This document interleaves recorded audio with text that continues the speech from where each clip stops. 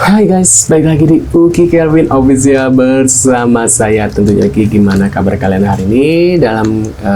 Seperti biasa dalam keadaan baik mudah-mudahan ya.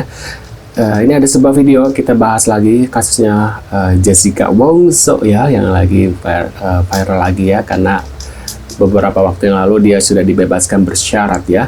Nah, ini ada beberapa video, tanggapan, dan sekarang ada video tentang Nikita Mirzani katanya mau mengundang Jessica guys. Mana nih fansnya Nikita Mirzani dan fansnya Jessica Wongso?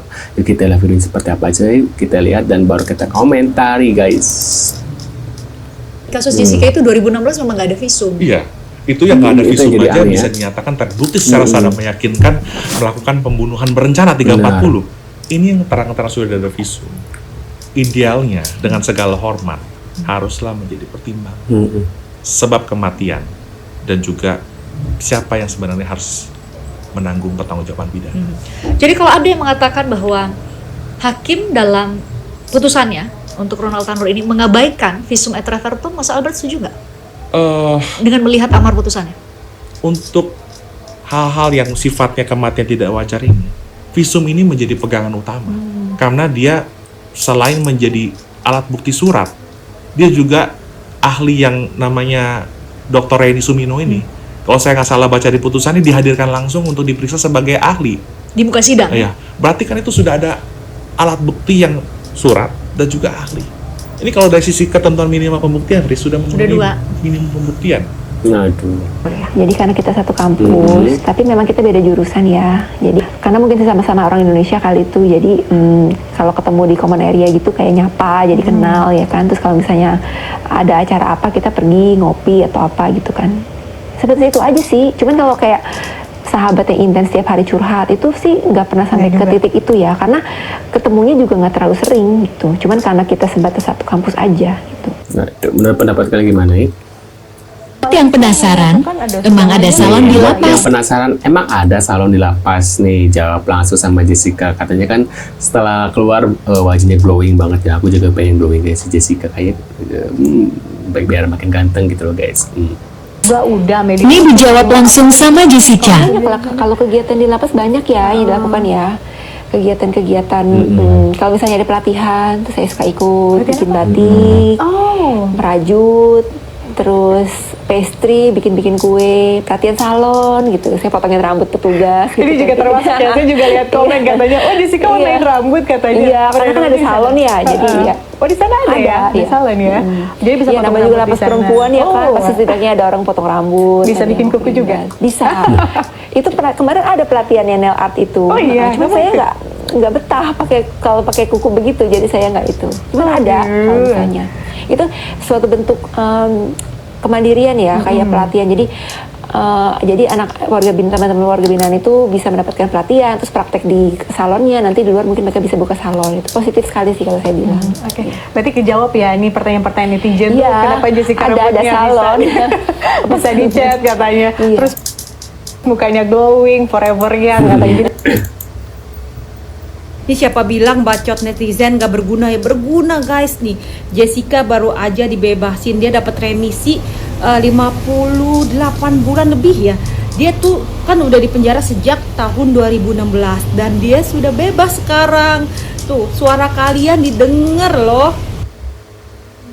Kepulangan Jessica disambut baik oleh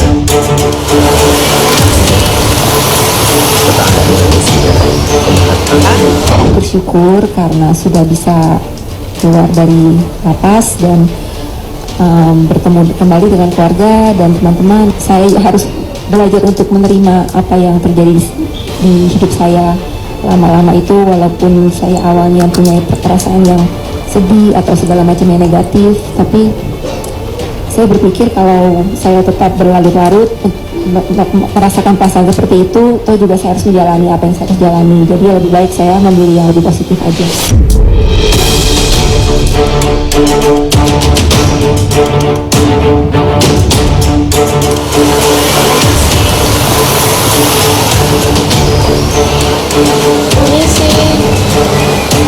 Saya mengucap syukur alhamdulillah kepada Tuhan Allah Maha Kuasa bahwa warga kami ya sudah nyatakan bebas bersyarat, akan menyambut adik Jessica dengan ya sebaik-baiknya ya. Semoga dengan sambutan masyarakat yang positif ya adik Jessica bisa cepat kembali bermasyarakat lagi, sosialisasi lagi, sopan. Ya senang lah, tetangga kan. Orangnya sih baik sebenarnya. Pasti anak ini baik, nggak mungkin melakukan hal seperti itu. Mesti yakin dan percaya, kita mendukung doa. Tapi begitu dia bilang, bebas lu Bu ini hari, senang sekali. Senangnya luar biasa, aduh senang sukacita. Tuhan Yesus luar biasa, puji Tuhan, haleluya. Saya bilang begitu karena saya yakin dan percaya orang benar itu pasti cepat ditolong sama Tuhan, ya nggak? Waduh, menurut pendapat kalian gimana nih? Senang nggak dengan bebasnya? Nanti Jessica Wongso. Nah, ini ada si Nikita Mirzani ya. Nanti Nikita Mirzani mau undang Jessica Wongso katanya, guys. Ya kita lihat. Ke grand openingnya Miami, pengen dengar ceritanya, bukan cerita tentang kasusnya ya, karena kasusnya udah basi lah, udah 8 tahun anyway. Cerita tentang bagaimana, mau nanya tentang bagaimana kehidupannya selama 8 tahun di penjara, apa yang dilakukan. Karena setahu gue Jessica Wongso ini kalau nggak salah dia orang yang cukup berpendidikan, tinggal di Australia, di Sydney. Tak dan ceritanya Jessica Wongso, tapi tak tahu lah kasusnya yang kopi sianida. Kalau dia sudah keluar ya alhamdulillah dong, bagus. Penjara tuh sehari aja nggak enak, apalagi 8 tahun. Mama Jessica Wongso pegang HP baru setelah 8 tahun katanya, guys. Voice comment. Gup tolongin dong. Gitu.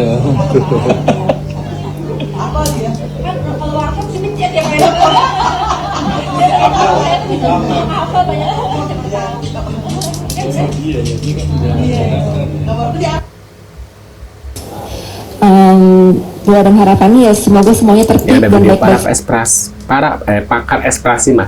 pakar ekspresi analisis Jessica Wongso saat keluar dari penjara. Pakar ekspresi bener gak nih, nanti kayak Peggy Setiawan lagi ya. Saja, dan saya bersyukur sekali dan berterima kasih atas supportnya yang sudah datang ke sini, meluangkan waktu untuk menemui saya. Terima kasih. Buat saya sih dia senyumnya masih senyum. Kan jadi senyum itu ada dua jenis. Ada senyum yang namanya aku tidak percaya dengan pakar ini, guys. senyum lepas, gara-gara gitu Peggy ya, Setiawan itu. real smile gitu. Buat dia masih senyum citra ya. Jadi ya senyum tapi nggak ada tarikan-tarikan lain yang menandakan bahwa benar-benar dia senyum kayak gitu enggak. Ya cuman senyum aja. Semua orang melakukan hal itu, senyum sopan lah. Ya senyum sekarang sopan. dia ngomongnya berhati-hati karena dia malu, guys. Malu dengan tanggapan dia tentang Peggy Setiawan yang kemarin itu lah. Seliwerannya apa ya? Lekong deh. Yuk kita lihat lanjut lagi.